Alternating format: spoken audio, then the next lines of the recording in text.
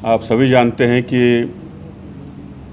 हाल ही में हमारे जो राष्ट्रीय अध्यक्ष हैं, केंद्रीय मंत्री, राज्यसभा में सदन के नेता श्री जगत प्रकाश नड्डा जी का 2 दिन का कांगड़ा और चंबा का प्रवास रहा है और कल उन्होंने पत्रकार वार्ता संबोधित करके जो वास्तु स्थिति है वर्तमान सरकार जो कांग्रेस पार्टी की प्रदेश के अंदर है, जो बार बार ये कहती है कि केंद्र सरकार जो है वहाँ से हमें पर्याप्त सहायता नहीं मिल रही, पैसा नहीं मिल रहा, हमारे हकों को जो है वो दबाया जा रहा है, हमारे हक छीने जा रहे हैं, इसलिए प्रदेश के अंदर जो है वो विकासात्मक गतिविधियां जो हैं वो रुकी पड़ी हैं। और आज जो है उस वार्ता के बाद कुछ मंत्रियों के बयान आए हैं, जिसमें कि उन्होंने कहा कि जो मेडिकल डिवाइस पार्क है उसका जो 300 करोड़ रुपया देने की बात कही, उसका पैसा आया था लेकिन हमने वापस कर दिया, क्योंकि उस भूमि की मार्केट वैल्यू जो है वो लगभग 500 करोड़ है। मैं अगर 500 करोड़ है तो अभी तक आपके पास निवेशक क्यों नहीं आए? 2.5 वर्ष होने को हो गए हैं इस सरकार के, और एक ऐसा डिवाइस पार्क जो देश के अंदर सिर्फ 3 प्रदेशों को मिला था, अगर मिलता तो आज की परिस्थितियों में आप देख रहे हैं जिस तरह से ग्लोबल टैरिफ वॉर चला हुआ है, उसमें ये जो मेडिकल डिवाइस देश के अंदर बनने थे, इससे हम लोगों को उससे मुकाबला करने का अवसर प्राप्त होना था। अभी तक कितना काम हो चुका होता, लेकिन सरकार जब वो ये गिनना शुरू कर देती है कि मेरी भूमि की कीमत इतनी है, कौन निवेशक आएगा? निवेशक आएगा तो निवेशक को भूमि भी चाहिए, बिजली चाहिए, पानी चाहिए, ऐसी परिस्थितियां चाहिए जहां पर वो ये समझे कि उसका निवेश सुरक्षित है। और सिर्फ भूमि से ही आंक लेना कि 500 करोड़ की हमारी भूमि है, आप उससे जुड़ा हुआ रोजगार नहीं देख रहे हैं, आप उससे जुड़ा हुआ ये नहीं देख रहे हैं कि प्रदेश को आर्थिक लाभ कितना होगा। तो एक संकुचित सोच से वर्तमान प्रदेश सरकार जो है काम कर रही है। आज 2.5 वर्ष हो गए हैं, मुख्यमंत्री हर 15 अप्रैल 15 अगस्त को ऐसी जगह ढूंढते हैं जहां आबादी कम है। ये तो शुक्र है कि कोई टापू नहीं है प्रदेश के अंदर, नहीं तो वहाँ पर जा कर के अपनी गारंटियों की घोषणा करते कि मैंने पूरी कर दी।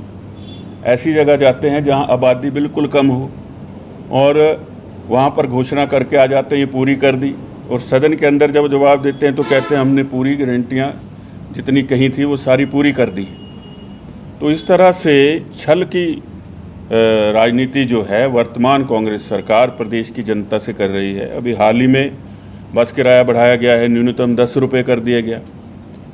आप जो है राशन के डिपुओं में देखिए किस तरह से राशन के दाम बढ़े हैं। शराब के ठेकों की नीलामी नहीं हो पा रही। अब आपका मिल्क फेड, जिसने 80 रुपये गाय का दूध और 100 रुपये भैंस का दूध खरीदना था, वो भी शराब बेचेगा। वन निगम भी शराब बेचेगा, सारे विभाग शराब बेचेंगे। ऐसा ना हो कि कहीं सचिवालय के बाहर भी एक ठेका खोल के बैठ जाएं। तो ये सरकार की गलत नीतियों का परिणाम है जो ये प्रदेश भुगत रहा है। एक्साइज एंड टैक्सेशन एक ऐसा विभाग जिससे कि सबसे ज़्यादा आय इस प्रदेश को आती थी, उसका पूरा दिवालिया निकाल के रख दिया इनकी गलत जो नीतियां हैं उसकी वजह से। आज जो है प्रदेश के अंदर जितना ग्रामीण क्षेत्र है, लगभग इन 2.5 वर्षों में इतनी नोटिफिकेशनें निकली हैं कि ग्रामीण क्षेत्र जो हैं उनको नगर नियोजन के अंदर ले लिया गया, विभाग का विस्तार किया नहीं गया है। वो सारा का सारा बोझ जो है गांव के लोगों पर एकदम से डाल दिया गया। आधे लोगों को तो पता ही नहीं है कि ये कर क्या दिया है, ना इसकी पहले कोई जानकारी दी गई, ना 3 महीने का कोई नोटिस दिया गया, ना सुझाव लिए गए। इससे बहुत बड़ा प्रभाव जो है वो जो ग्रामीण लोग हैं उनके ऊपर पड़ने जा रहा है। सरकार के हालात ऐसे हैं कि ना आप समय पर वेतन दे पाते हैं, ना पेंशन दे पाते हैं। घोषणाएं जो हैं वो कई जगह तो इतनी बड़ी बड़ी कर दी गई हैं कि पैसा है नहीं। केंद्रीय विश्वविद्यालय का तो 30 करोड़ हो नहीं रहा, उसके लिए तो पैसा है नहीं। तो फिर ये पैसा कहाँ से आ रहा है? ये पैसा जो कल श्रीमान जगत प्रकाश नड्डा जी ने गिनाया कि अलग अलग मदों में जो मिला उसको डाइवर्ट करके पेंशन्स में, सैलरीज में और अलग अलग जगह उसको खर्चा गया है, जो कि बहुत बड़ा वित्तीय घोटाला प्रदेश के अंदर, हिमाचल प्रदेश के अंदर हुआ है और सरकार उससे पूरा अपना पल्ला झाड़ रही है। क्या कारण है कि एक मंत्री जो हैं वो निजी अपना हेलीकॉप्टर लेकर के मुख्यमंत्री जी को आनन फानन में मिलने चले जाते हैं? उसके पीछे की कहानी क्या है? ऐसी क्या नौबत आ गई थी कि जिस प्रदेश में इतना बड़ा वित्तीय संकट है वहाँ मंत्री जो हैं वो अपना निजी हेलीकॉप्टर लेकर के जो है दूसरे अपने कैबिनेट के कुलीग को मिलने जा रहे हैं, उप मुख्यमंत्री को मिलने जा रहे हैं। तो सरकार के अंदर खुद ही हालात ठीक नहीं हैं। आज ऐसी परिस्थितियां हैं कि शिमला सेक्रेटेरिएट और शिमला ओकोवर जो मुख्यमंत्री का सरकारी आवास है, वहाँ जहाँ पर इस प्रदेश से लोग अपनी समस्याएं लेकर के जाते थे, सन्नाटा पसरा रहता है। जनता को पता चल गया है कि प्रदेश के अंदर कोई सुनने वाला रहा नहीं है, उनकी जो समस्याएं हैं उनका निवारण हो नहीं पाएगा। लेकिन सिर्फ अपने झूठ को छुपाने के लिए जो है वो लगातार मुख्यमंत्री से लेकर सारे के सारे लोग जो हैं बार बार राजनीतिक जो है वो अपनी रोटियां सेक रहे हैं। नेशनल हेराल्ड के बारे में जब पूछा गया तो कहा हमारा अपना अखबार है, उसको हम और भी देंगे, जितना मन चाहेगा और ऐड देंगे। ऐड तो उसको देनी चाहिए जो छपता हो, जिसकी कोई प्रति ही नहीं छपती हो। 2008 के बाद जो बंद पड़ा हो तो उसकी ऐड कहाँ छप रही है, ये एक सोचने का विषय है। और जो प्रदेश के अंदर कानून व्यवस्था के हालात हैं, जो विमल नेगी जी की मृत्यु का मामला है, अगर आप निष्पक्ष जांच चाहते थे तो जब आपको उनका शव प्राप्त हुआ तो वो कपड़े फोरेंसिक जांच को क्यों नहीं दिए गए? उसकी तो कोई जांच नहीं हुई, इसीलिए हम सीबीआई की जांच की मांग कर रहे थे। जब वीडियोग्राफी हुई उसके अंदर पेन ड्राइव मिली है, वो पेन ड्राइव भी गुम हो गई। जो लोग शुरू में डीएसपी और बाकी टीम जांच कर रहे थे, ये तो बताया गया कि उनको बदला गया, बदला नहीं गया। वो तो खुद लिख के दे गए कि हमारा पीछा छोड़ो, हम ऐसी जांच के भागी बन ही नहीं सकते जहां पर तथ्यों को छुपाने का प्रयास किया जा रहा हो।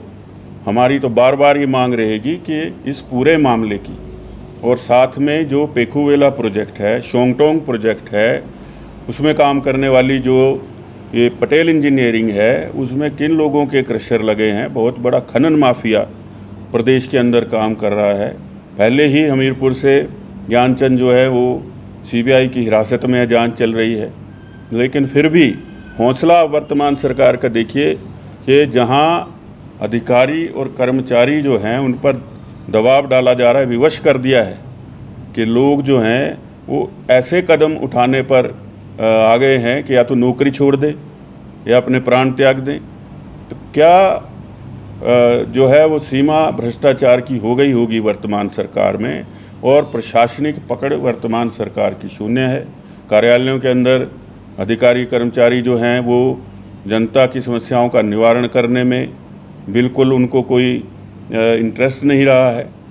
कहीं भी देख लीजिए, धर्म की सरकार के समय जिसके लिए धनराशि आई थी बंद पड़े हैं।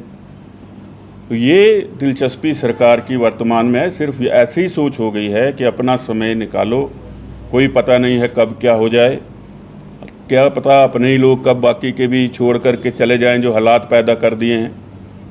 तो निराशाजनक हालात वर्तमान सरकार ने प्रदेश के अंदर पैदा कर दिए हैं, और जिसके लिए अगर ये केंद्र की सरकार को बार बार दोषी ठहराएं, वो दोषी ठहराना सही नहीं है। फेडरल स्ट्रक्चर में जिस प्रदेश का जो हिस्सा बनता है वो उस प्रदेश को मिलता ही है।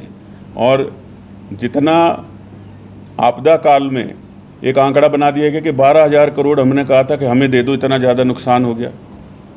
अगर आपको वहाँ से धनराशि नहीं आई तो आपने ये कैसे कह दिया कि हमने सारी व्यवस्था फिर से सुचारू कर दी, जबकि 1750 करोड़ रुपया जो है वो आपको मिला, उसको कहाँ खर्च किया उसका कोई आंकड़ा नहीं है। ये हालात वर्तमान सरकार के हैं, और जिस प्रकार से माननीय जगत प्रकाश नड्डा जी के ऊपर आज टिप्पणियाँ की हैं, मैं उसकी घोर निंदा करता हूं, और इनको पहले अपने गिरेबान में झांकना चाहिए, अनुभवी लोग रखने चाहिए प्रशासन के अंदर भी। ऐसे लोग नहीं रखने चाहिए जो अब पार्टी करें निजी और पैसा उसका बिल भेज दें जीएडी को। तो ये तो हालात वर्तमान सरकार के हैं, जिसमें कि अधिकारी भी बेलगाम हो गए हैं। जब उनको पता है कि ऊपर राज करने वाला जो है वो खुद ही चीज़ों में संलिप्त होगा, तो कैसे प्रशासनिक पकड़ बनाएगा, कैसे अनुशासन जो है उसको कायम करेगा प्रदेश के अंदर। मेरा ये मानना है, और प्रदेश की जनता से भी मैं आपके माध्यम से कहना चाहूँगा कि आज तक की सबसे भ्रष्ट और ऐसी सरकार जो बिल्कुल निठल्ली सरकार हो, आज तक के इतिहास में इस प्रदेश ने कभी देखी नहीं है।